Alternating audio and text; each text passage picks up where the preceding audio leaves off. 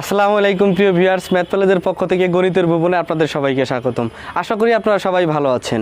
আজকে আমরা একটি অঙ্ক সমাধান করব। এই একটি অঙ্কের মাধ্যমে আপনি বিভিন্ন সংখ্যার পার্সেন্ট বের করতে পারবেন, সরল সুদ বের করতে পারবেন, চক্রবৃদ্ধি সুদ বের করতে পারবেন এবং সরল সুদ এবং চক্রবৃদ্ধি সুদের মাঝে যে পার্থক্য সেটিও বের করতে পারবেন। তো আজকের ক্লাসটি ভালোভাবে বুঝতে হলে শুরু থেকে শেষ পর্যন্ত দেখতে হবে।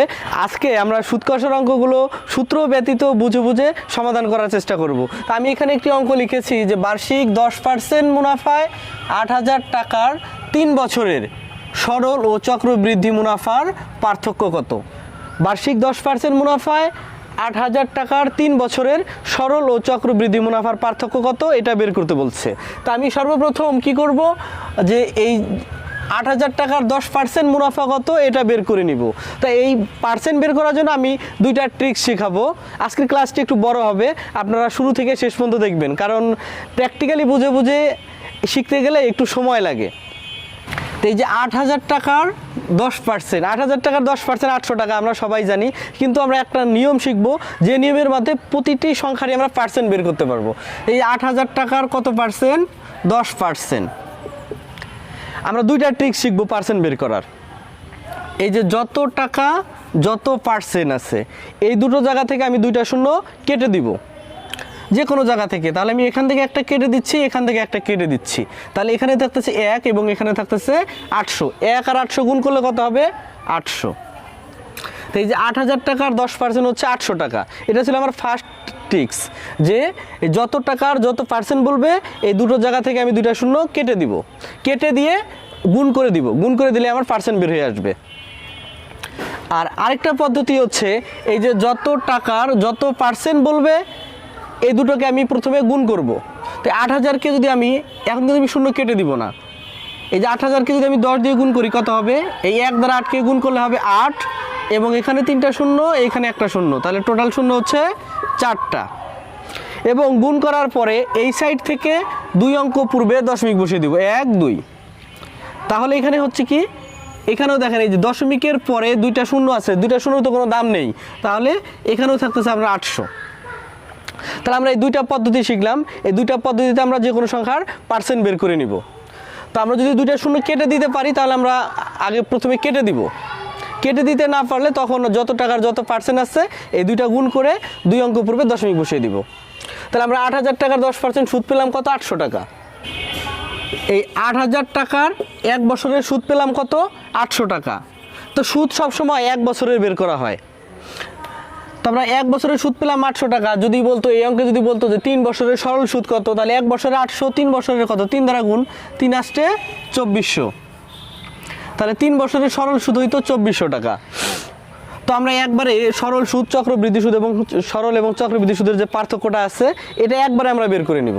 তাই এই যে আমরা আগে সরল সুদটা বের করে নিই। প্রথম বছর 800 টাকা, দ্বিতীয় বছরেও সরল সুদ হবে কত টাকা? 800 টাকা। তৃতীয় বছরেও সরল সুদ হবে 800 টাকা। এখানে আমরা 3 বছরের সরল সুদ বের করে নিলাম। তো আমরা জানি সরল সুদের ক্ষেত্রে কি হয়, শুধু আসলের ওপর সুদ নিতে হয়, কিন্তু চক্রবৃদ্ধি সুদের ক্ষেত্রে কি করতে হয়? সুদেরও সুদ নিতে হয়। তাহলে এই প্রথম বছরে সরল সুদ এবং চক্রবৃদ্ধি সুদ একই হয়। এই যে আমি যখন দ্বিতীয় বছরে আসলাম তখন এই 800 টাকা সুদ কি আমার আসলের সুদ, এখন আমাকে নিতে হবে কি? সুদেরও সুদ।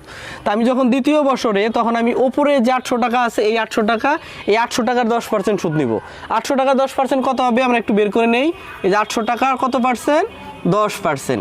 এই যে যত টাকার যত পার্সেন্ট, এখান থেকে আমি যদি পারি 2টা শূন্য কেটে দিব, এখান থেকে একটা কেটে দিলাম, এখান থেকে একটা কেটে দিলাম। কেটে দিলে কি থাকতেছে? এখানে 80, এখানে 1, গুণ করলে কত হবে? 80। তাহলে 800 টাকার 10% সুদ হচ্ছে 80 টাকা। তাহলে আমার দ্বিতীয় বছরের সুদ বের করা হয়ে গেল। এখন আমি তৃতীয় বছরের সুদ বের করব।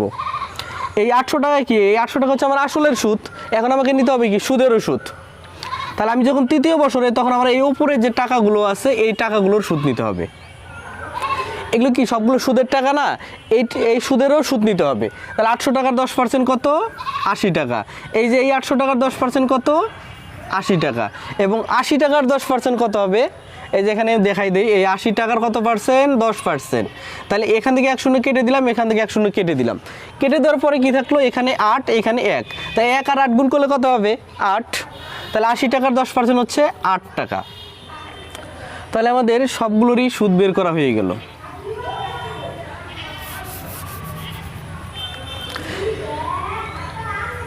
আমরা আজকে ভেঙে ভেঙে করতেছি, এখন আমি সবগুলোকেই যোগ করে দিব। এই সরল রেখা বরাবর যে টাকাগুলো আছে 800 800 এবং 800, এই তিনটাকে আমি যোগ করে দিব। তিনটা যোগ করলে কত হবে? 3 আসতে 2400। এবং এই যে অতিরিক্ত যে টাকাগুলো আছে 80 80 80 এবং 8, এই সবগুলো যোগ করলে কত হবে? 80 80 80, 3 আসতে 24, 240 এবং 8 248। তা আমি কিন্তু ভেঙে ভেঙে যোগ করতেছি, একবারে সবগুলো যোগ করা যায়। তো যোগ করলে কত হইতো? এই যে এখানে 2400, এখানে 248, তাহলে হবে 2648। তা আমার এই যে এটা হচ্ছে আমার চক্রবৃদ্ধি সুদ, এটা হচ্ছে আমার চক্রবৃদ্ধি সুদ। আর এই যে এটা হচ্ছে আমার সরল সুদ। এবং এই যে 248 টাকা, এটা হচ্ছে আপনার সরল সুদ এবং চক্রবৃদ্ধি সুদের পার্থক্য। আমাদের কারণে এই যে 248 টাকা কেন পার্থক্য হলো? এই যে সরল সুদ যদি হইতো তাহলে এই 800 800 800, এই 3 আসতে 2400 টাকাই হইতো। চক্রবৃদ্ধি হওয়ার কারণে এই যে এই অতিরিক্ত টাকাগুলো অ্যাড হয়ে গেল, মানে এই সুদেরও সুদ নিতে হইলো।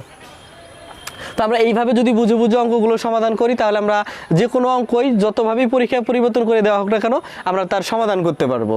তো আজকের ক্লাসটি আমাদের এই পর্যন্ত ছিল। ক্লাসটি কেমন লাগলো সবাই কমেন্ট করে জানিয়ে দিবেন। যদি ক্লাসটি ভালো লেগে থাকে তাহলে অবশ্যই লাইক দিবেন। আর পরবর্তী ভিডিও পাওয়ার জন্য যদি চ্যানেলটি সাবস্ক্রাইব করে না থাকেন, তাহলে অবশ্যই চ্যানেলটি সাবস্ক্রাইব করে রাখবেন পরবর্তী ভিডিওটি পাওয়ার জন্য। তো সবাই ভালো থাকবেন, সুস্থ থাকবেন। আল্লাহ হাফেজ।